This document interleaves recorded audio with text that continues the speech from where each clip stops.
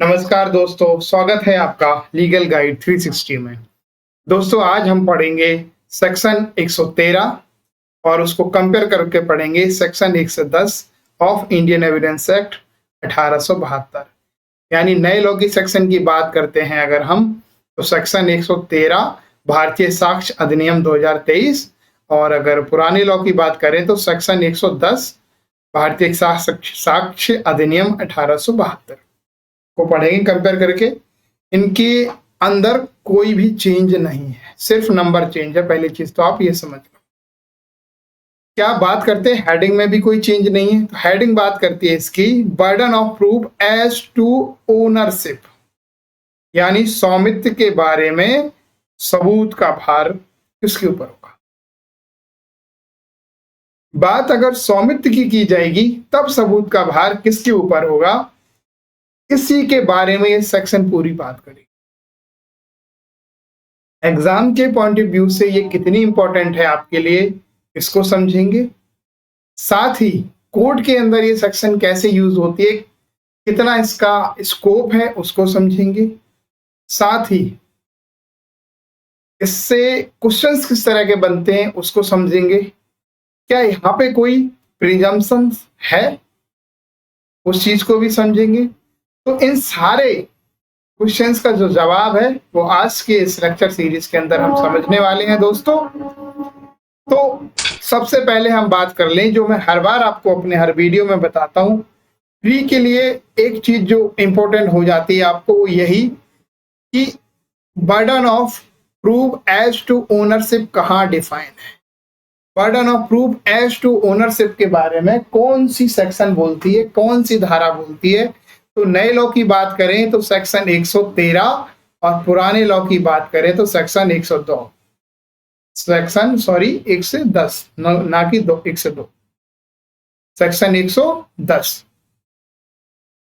तो question direct कई बार पूछ लिया जाता है कि burden of proof as to ownership define under section so and so, तो वो आपको याद रखना है। ग्रीन से करा है मतलब भारतीय साक्ष्य अधिनियम 2023, रेड से किया मतलब भारतीय साक्ष्य अधिनियम 1872।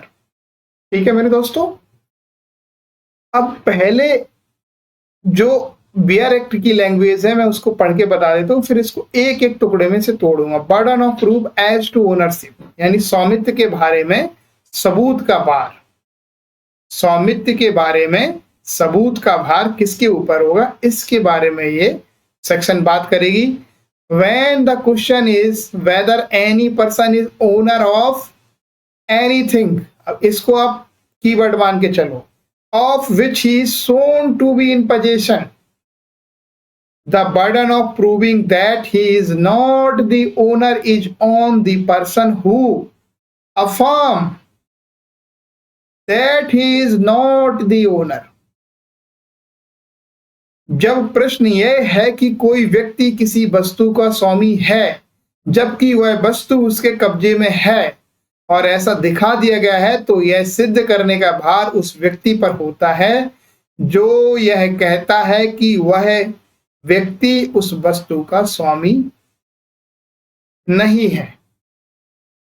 अब मैं आपको और इजी तरीके से समझाता हूं। ये तो थी बियर एक्ट की लैंग्वेज।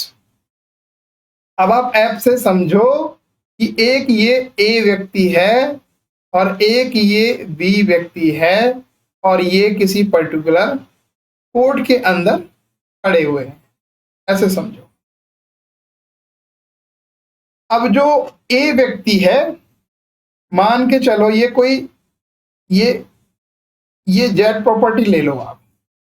अब जो ये ए व्यक्ति है, इसने इसकी जो पोजीशन है वो जेड प्रॉपर्टी पे है ऑलरेडी, और बी ने कोर्ट के अंदर ए के अगेंस्ट क्या डाला है, पोजीशन के लिए सूट डाला है, यानी कब्जे के लिए बात डाला है। ठीक है, बी ये कह रहा है कि ये प्रॉपर्टी मेरी और इनसे पोजीशन मुझे दिलाया जाए, जबकि ए जो है, जो इस जेड प्रॉपर्टी पे कब्जा करके बैठा हुआ है, कब्जे में है, इसकी पोजीशन में है, ये which is shown to be in position, जिसे ये ऑलरेडी ये दिखा चुका है कि इसके पोजीशन में। अब ये दिखाएगा कैसे, कोई प्रूफ से। अब वो प्रूफ क्या हो सकता है, कोई बिजली का बिल, जैसे अगर प्रॉपर्टी के मामले में समझे तो कोई बिजली का बिल या पानी का बिल, तो इस तरह के कोई प्रूव है जो उसने ऑलरेडी ऐसे दिखा दिया और ऐसा ये प्रूव कर दिया है, अपने आप को ऐसा दिखा दिया है कि वो इसकी पोजीशन में है। अब बी ने सूट डाला है, बी चाहता है कि भाई साहब ये प्रॉपर्टी जो इसके कब्जे में है इससे छीन कर मेरा कब्जा दिलाया जाए। तो ये तो है सिचुएशन आपके सामने। तो ये सेक्शन यही कहती है कि जो व्यक्ति ये कहता है ना कि मैं इसका ओनर हूं, वो इसका ओनर नहीं है, तो ये बर्डन ऑफ प्रूफ उसी के ऊपर है जो ऐसा अफर्म कर रहा है, जो ऐसा कह रहा है। तो यहाँ पे कौन कह रहा है? बी व्यक्ति कह रहा है कि ये एक्चुअल ओनर नहीं है, ओनर तो मैं हूं, ये तो पोजीशन में है बस। तो बर्डन ऑफ प्रूफ किसके ऊपर हो गया? बी के ऊपर, के बी प्रूव करे कि वो कैसे ओनर है इस प्रॉपर्टी का। तो एक चीज तो आपको ऐसे समझनी है, जब क्वेश्चन ऐसा है किसी कोर्ट के अंदर, कोई एक व्यक्ति है जिसने ऐसा शोन कर दिया है, ऐसा दिखा दिया है, वो दिखाया कैसे होगा? किसी प्रूफ से या कैसे भी करके उसने ऐसा दिखा दिया है कि वो इस पर्टिकुलर कोई जो एनीथिंग, जो कोई वस्तु या कोई प्रॉपर्टी या कुछ भी है जिसके ऊपर उसका पोजीशन है, तब कोई दूसरा व्यक्ति है जो ये कहता कि नहीं जी ये इसका ओनर नहीं है, तो ये बर्डन ऑफ प्रूफ उस व्यक्ति के ऊपर है जो ये कहता है कि ये उसका ओनर नहीं है। इतनी सी बात ये सेक्शन समझा। अब इस सेक्शन से रिलेटेड जो क्वेश्चंस बनते हैं वो मैं बताऊं। तो पहला क्वेश्चन जो आपके सामने जो बनेगा, कई बार एग्जामिनर जो पूछता है वो प्रिजम्पशंस के रिगार्डिंग पूछता है कि यहाँ पे कोई प्रिजम्पशंस है। तो मैं बता दूं, जो ये सोन कर रहा है ना, पोजीशन जो दिखा रहा, तो ये कोर्ट प्रिज्यूम करके चलेगा, जिसने ऐसा सोन कर दिया और पोजीशन भी है तो कोर्ट मान के चलेगा कि प्रॉपर्टी प्राइमा फेसियाई जो प्रॉपर्टी है वो इसी व्यक्ति की है। तो प्रिजम्पशंस यहाँ पे है, पर प्रिजम्पशंस किस तरह की प्रिजम्पशंस है? दूसरा क्वेश्चन जो है, तो दूसरा क्वेश्चन जो आया कि प्रिजम्पशन है, तो प्रिजम्पशंस जो है यहाँ पे वो किस तरह की प्रिजम्पशंस है? तो वो रेबुटेबल प्रिजम्पशंस है, यानी रेबुटेबल्स है प्रिजम्पशंस यहाँ पे। दूसरे क्वेश्चन का जवाब ये मिला। अब ये है कि ओनरशिप की जो बात कर रही है, किस किस तरह की ओनरशिप के रिगार्डिंग इस सेक्शन का के रिगार्डिंग हम इसका लाभ ले सकते हैं सेक्शन का। तो हर वो चीज, हर वो वस्तु जो पोजीशन में है उसके ओनरशिप के रिगार्डिंग जो व्यक्ति जाता है उसके ऊपर बर्डन ऑफ प्रूफ। तो एनीथिंग मतलब क्या है? यहाँ पे जो हमारे लॉ मेकर्स हैं उन्होंने ये सेक्शन इसका बहुत ज्यादा विस्तार कर दिया, बहुत ज्यादा स्कोप खोल दिया है। हर वो चीज, कोई भी चीज जो किसी व्यक्ति के पोजीशन में है और दूसरा व्यक्ति ये कहता है कि ये व्यक्ति इस व्यक्ति का, इस प्रॉपर्टी जो ये पर्टिकुलर जिसके पोजीशन में है ये इसका ओनर नहीं है, तो बर्डन ऑफ प्रूफ जो है वो उसी व्यक्ति के ऊपर है जो ये ऐसा अफर्म करता है, जो ऐसा कहता है कि ये व्यक्ति इसका ओनर नहीं है। तो ओनर ऑफ एनीथिंग का मतलब है कुछ भी। अब एक क्वेश्चन आपसे ये भी पूछ सकते हैं क्या इसमें मूवेबल प्रॉपर्टी अकेली इन्वॉल्व है? क्वेश्चन दे दे तो बिल्कुल नहीं, इसमें मूवेबल और इमूवेबल दोनों प्रॉपर्टी इन्वॉल्व है। अब एक क्वेश्चन आपके मन में और भी आ सकता है, कोई ये कहे कि कोई मान के चलो किसी ने जो पोजीशन पाई है वो फ्रॉड करके पाई है, इंड्यूसमेंट करके पाई है, पर ऐसा उसने सोन कर दिया कि वो पोजीशन में है, तो क्या इस तरह के लिए भी ये जो बर्डन ऑफ प्रूफ जो ये कहता है कि ओनर नहीं उसके ऊपर रहेगा, क्या उसके ऊपर चला जाएगा? तो बिल्कुल नहीं। यहाँ पे ये जो सेक्शन है ये बड़ा क्लियर कहती है कि अगर कोई पोजीशन में है और अगर उसने दिखा दिया, ऐसा सोन कर दिया कि वो पोजीशन में है, तो भाई साहब जो अपोजिट पार्टी है उसको ये प्रूव करना है, जो ये कहता है कि ये पोजीशन में ये इसका ओनर नहीं, ओनर में हूं। और एक एग्जांपल अगर मैं समझाऊं, यही मान के चलो कोई एक पर्टिकुलर एक जॉइंट प्रॉपर्टी है और उसमें से जो एक व्यक्ति है, सपोज करो ये कहता है कि ये मेरी सेल्फ एक्वायर प्रॉपर्टी है, पोजीशन बेशक इनका है, जॉइंट में थी, मैंने साथ में रह रहे थे, मैंने कभी अलग नहीं किया, पर एक्चुअल में पैसे इस पे सारे मैंने ही लगाए, इसलिए मेरा मतलब इस पे मालिकाना हक है। तो इस सिचुएशन में भी पोजीशन किसकी दिख रही है? उन लोगों की। जो व्यक्ति ये कहता है मेरी सेल्फ प्रॉपर्टी है, मेरी सेल्फ एक्वायर प्रॉपर्टी है, तो ये चीज का जो वो बता रहा है, ये बर्डन प्रूफ ये उसी के ऊपर है कि ये उसने सेल्फ एक्वायर है और वो इसका मालिक है। और भी इसी तरह के कोई क्वेश्चंस अगर आपके मन में आते हैं तो आपको एक चीज बस याद करके रखनी है कि सेंटर में आपको एनीथिंग रखनी है। जब कोई ओनर ऑफ एनीथिंग की बात हो, any person is owner of anything, कोई व्यक्ति किसी वस्तु का स्वामी है और ऐसा उसने अगर ऐसा दिखा दिया है, ऐसा शोन कर दिया है, तो जो व्यक्ति ये कह रहा है कि ये व्यक्ति उस पर्टिकुलर चीज का ओनर नहीं है या पर्टिकुलर प्रॉपर्टी का ओनर नहीं है, तो ये बर्डन ऑफ प्रूफ उसी के ऊपर है कि वो प्रूव करे कि वो कैसे ओनर है। इतनी सी बात ये सेक्शन कहती है। प्रैक्टिस के लिए सेक्शन बहुत इंपॉर्टेंट है। आए दिन पोजीशन को लेके, प्रॉपर्टी को लेके इस तरह के सूट डलते रहते हैं पोजीशन को लेके, वहां पे एविडेंस के टाइम पे सेक्शन का बहुत उपयोग होता है, बहुत स्कोप है सेक्शन का। तो एक बात तो मेरे दोस्तों ये हुई। दूसरी बात समझ लेते हैं in M Siddiqui versus Suresh Das 2020। तो ये जजमेंट 2020 की है। SCC Supreme Court observe that section 110 is based on the principle that the title follows the position. तो ये जो सेक्शन 1 से 10 है, सुप्रीम कोर्ट ने ऐसा ऑब्जर्व किया, ऐसा देखा, ऐसा पाया कि जो सेक्शन 1 से 10 है वो फॉलो दी पोजीशन, जो टाइटल फॉलो दी पोजीशन जो प्रिंसिपल है उस सिद्धांत पे आधारित है, यानी स्वामित्व का अनुमान इस सिद्धांत पे आधारित है। Based on the principle that the title follow the position, that is why this provision postulates, ठीक है, पोस्टुलेट मतलब मानता है, that where a person is shown to be in possession and the question arises, जब एक बार ये चीज दिखा दी कि कोई व्यक्ति पोजीशन में है और क्वेश्चन ऐसा एराइज हो रहा है, ऐसा उठता है as to whether the person is the owner, और ऐसा क्वेश्चन उठता है कि क्या व्यक्ति ओनर है, law casts the burden of disproving ownership on the individual who affirm that the person in possession is not the owner।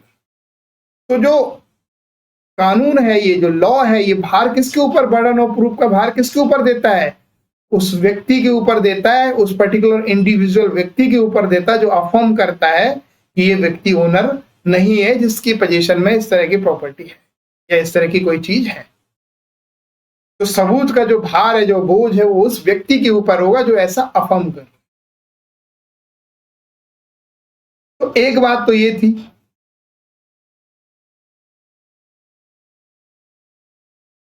ये जो प्रिंसिपल जो इसमें बताया था, इन्होंने यही बताया कि जो ओनरशिप का जो सिद्धांत है ना,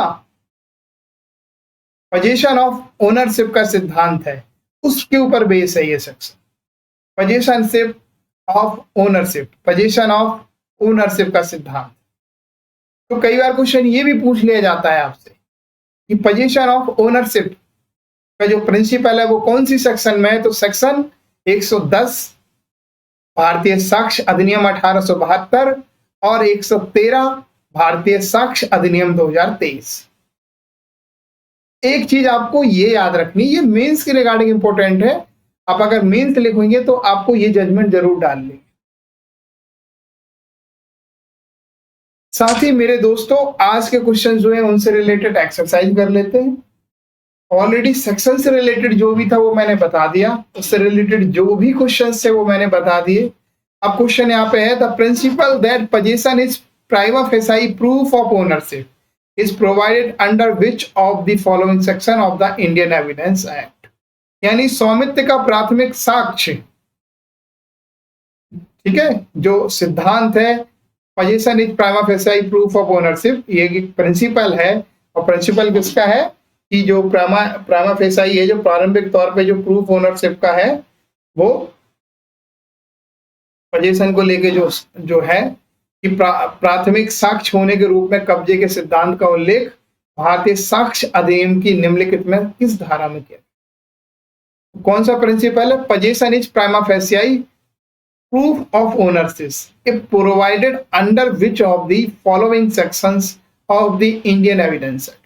तो इंडियन एविडेंस एक्ट 1872 की बात करते हैं तो सेक्शन कौन सी हो जाती है? 110। और वहीं अगर मैं बात करूं भारतीय साक्ष्य अधिनियम 2023 की, तो ये सेक्शन कौन सी हो जाती है? 113। तो ये आपको याद रखना, इस तरह से क्वेश्चन मिलते हैं। The principle that possession is prima facie proof of ownership। जो ये प्रिंसिपल है, जो सिद्धांत है, वो ये कहता है कि जो पोजीशन है ये प्रिमा फेसाई प्रूफ है ओनरशिप का। तो इस तरह का जो प्रिंसिपल है वो सेक्शन 1 से 10 जो हमारी है भारतीय साक्ष्य अधिनियम 1872 और 113 भारतीय साक्ष्य अधिनियम 2023 के ऊपर बेस्ड है। When the question is whether any person is owner of anything of which is shown to be in possession, the burden of proving that he is not the owner is on the person who affirm that he is not the owner। Section 116। वही वाली बात है, जब एक बार question ऐसा उठा कि कोई व्यक्ति जो है वो पर्टिकुलर कोई किसी थिंग का, किसी वस्तु का ओनर है और उसने ऐसा दिखा दिया कि वो उसकी पोजीशन में है, वो चीज उसकी पोजीशन में है, तो इस तरह का बर्डन ऑफ प्रूफ उस व्यक्ति के ऊपर होगा जो ये कह रहा है कि नहीं ये ओनर नहीं। तो एक तो क्वेश्चन ये था। तो इस तरह के क्वेश्चंस एग्जाम में पूछे जाते हैं इस सेक्शन से। साथ ही दूसरा क्वेश्चन जो आपसे पूछा गया वो डायरेक्टली पूछा गया, which of the following sections, इनमें से कौन सी सेक्शन, इनमें से कौन सी धारा जो है, किसकी धारा? भारतीय साक्ष्य अधिनियम 2023 is based upon the well known principle The possession is prima facie proof of ownership। जो कब्जा है वो प्रारंभिक सबूत होता है ओनरशिप का। तो ये सिद्धांत कौन सी सेक्शन पे बेस्ड है भारतीय साक्ष्य अधिनियम की? तो भारतीय साक्ष्य अधिनियम की सेक्शन कौन सी है आप बताएं, जरा सोचें। तो वो सेक्शन है 113। ठीक है मेरे दोस्तों, आंसर इसका हो गया बी। तो इस तरह से कुछ क्वेश्चंस आपसे पूछे जा सकते हैं इस सेक्शन से related, means as well as जो मैं प्री के रिगार्डिंग जो क्वेश्चंस आते हैं मैंने ऑलरेडी आपको बता दिए। इससे ज्यादा और क्वेश्चंस कुछ बनते नहीं है। फिर भी अगर आपका कोई क्वेश्चन है तो आप मुझसे पूछ सकते हैं कमेंट करके भी और व्हाट्सएप करके भी। थैंक यू सो मच दोस्तों, आज के लिए इतना ही। और अगर आपको पीपीटी चाहिए, मेरी इसकी पीडीएफ चाहिए, तो ज्वाइन अवर टेलीग्राम चैनल, ताकि आप फ्री में ये स्टडी मटेरियल पा सको। तो आप या तो टेलीग्राम पे जाकर लीगल गाइड 360 टाइप कर देंगे या इस क्यूआर कोड को स्कैन कर लेंगे, तब भी आप मेरे चैनल को ज्वाइन कर लेंगे। And like share and subscribe my channel. अगर आपको मेरे जो कंटेंट है या फिर मेरा जो समझाने का तरीका है अगर आपको अच्छा लगता है और आपको सारे क्वेश्चंस के जवाब मिल जाते हैं, please like and subscribe. Thank you so much, आज के लिए इतना ही। कल फिर मिलेंगे किसी ऐसे ही नए लेक्चर के साथ, तब तक के लिए धन्यवाद।